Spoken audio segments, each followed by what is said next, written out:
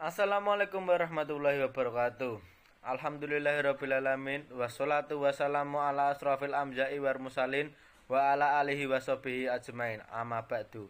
Puji syukur atas kehadirat Allah Subhanahu wa taala yang telah memberikan rahmat serta karunia-Nya kepada kita semua sehingga kita dapat mengikuti pertemuan kelima mata kuliah Telaah Kalimat dalam keadaan sehat walafiat. Sholawat serta salam kita curahkan kepada junjungan kita Nabi Muhammad SAW yang kita nantikan syafaatnya di yaumul akhir nanti. Amin. Pada kesempatan kali ini kami dari kelompok 2 akan memberikan kultum yang berjudul Perintah untuk berdoa dengan suara yang lembut. Allah Subhanahu wa taala berfirman pada surat Maryam ayat 1-3. Bismillahirrahmanirrahim. Kaha ya ain sad Dikru rahmati rabbika ngabdahu Zakaria id nada rabbahu nidaan khafiyya. Artinya kaf ha ya ain sad. Yang dibacakan ini adalah penjelasan tentang rahmat Tuhanmu kepada hambanya Zakaria, yaitu ketika dia berdoa kepada Tuhannya dengan suara yang lembut. Pada ayat pertama semuanya adalah huruf-huruf hijaiyah. Semintas selalu dapat dikatakan tidak ada arti yang terkandung di dalam huruf-huruf tersebut. Sehingga banyak ahli tafsir yang mengatakan saja Allahu alamu binuradihi. Allah lah yang lebih tahu apa maksudnya. Tetapi sungguh pun demikian terdapat juga beberapa riwayat menurut para ahli-ahli tafsir bahkan huruf-huruf itu ada artinya. Pada ayat kedua, bercerita tentang peringatan atau kenang-kenangan terhadap rahmat yang pernah dianugerahkan Tuhan kepada hambanya yang bernama Zakaria. Zakaria adalah nama dari salah seorang nabi atau rasul dari Bani Israel. Pada ayat kedua ini merupakan awal dari kisah Nabi Zakaria yang mendapatkan rahmat dari Allah Subhanahu wa taala. Kisah tersebut ditunjukkan kepada umat manusia untuk dijadikan sebuah pelajaran. Diterangkan dalam ayat ketiga bahwa Zakaria telah menyeru Allah Tuhannya dengan seruan yang lemah lembut, seruan yang tidak perlu kedengaran oleh orang lain sesuai dengan adab sopan santun seseorang hamba terhadap Tuhannya. Agar doa tersebut menjadi lebih sempurna, keikhlasannya kepada Allah dan lebih mendatangkan harapan besar, maka berdoalah dengan suara yang lembut agar lebih dikabulkan. Sebab doa seperti itu adalah doa yang cepat diijabah dan jauh dari perbuatan riya. Kesimpulan dari ayat 1-3 adalah dalam berdoa kita diperintahkan untuk melembutkan suara, karena tanpa disadari berdoa dengan mengeraskan suara juga akan menimbulkan rasa riya dalam diri seseorang. Dalam berdoa kita menggunakan suara yang lemah lembut atau lirih, karena akan lebih menunjukkan kekusyukan dan ini adalah ruh dan inti doa. Dan yang kedua itu lebih menunjukkan keikhlasan. Yang ketiga yaitu lebih mudah menghimpun hati untuk merendahkan diri dan dalam doa. Sedangkan doa dengan suara keras lebih cenderung tidak menyatukan hati.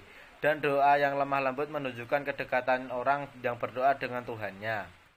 Sekian ceramah dari kami. Semoga dapat bermanfaat bagi kita semua dan dapat diaplikasikan dalam kehidupan sehari-hari. Lebih dan kurangnya mohon maaf.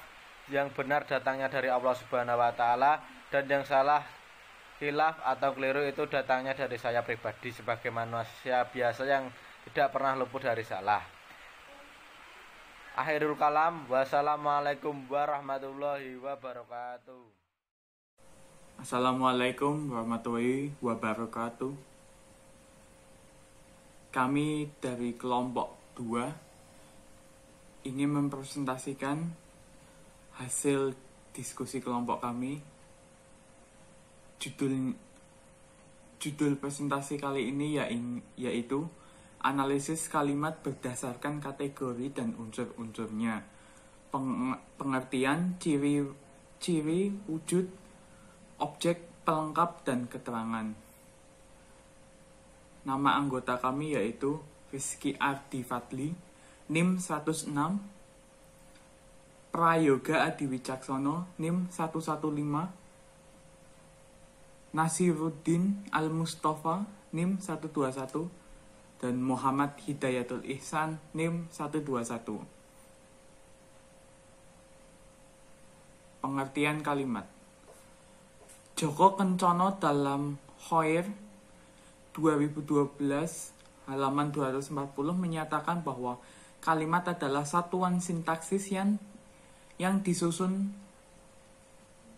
dari komitmen dasar yang biasanya berupa klausa dilengkapi dengan konjungsi bila diperlukan serta disertai dengan intonasi final. Analisis kalimat berdasarkan kategori menurut Verheer ada 5, yaitu nomina, verba, adjektiva, adverba, dan adposisi. Oke, selanjutnya yaitu kategori kata menurut Aristoteles. Ada 10. Yang pertama kata benda atau nomina, yang kedua kata kerja atau verba, yang ketiga kata bilangan atau numerial, yang keempat kata sambung atau konjungsi, yang kelima kata depan atau preposisi, yang keenam kata sandang atau artikel, yang ketujuh kata sifat atau adjektiva, yang kedelapan kata ganti atau pronomina, yang kesembilan kata seru atau interjeksi, yang kesepuluh yaitu kata terangan atau adverbia. Kategori kata menurut Krida Laksana ada 3. Yang pertama pronomina, yang kedua demonstrativa, yang ketiga kategori fatis.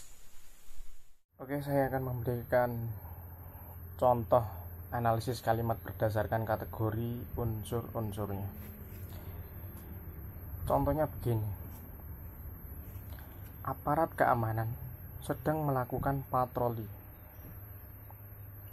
Aparat keamanan sebagai frase nomina, sedang melakukan sebagai frase verba, dan patroli sebagai nomina. Contoh lain, pengelolaan Gedung Timur akan menggugat secara hukum. Pengelolaan Gedung Timur itu sebagai frase nomina akan menggugat itu frase verba ya, dan hukum itu sebagai frase konjungsi.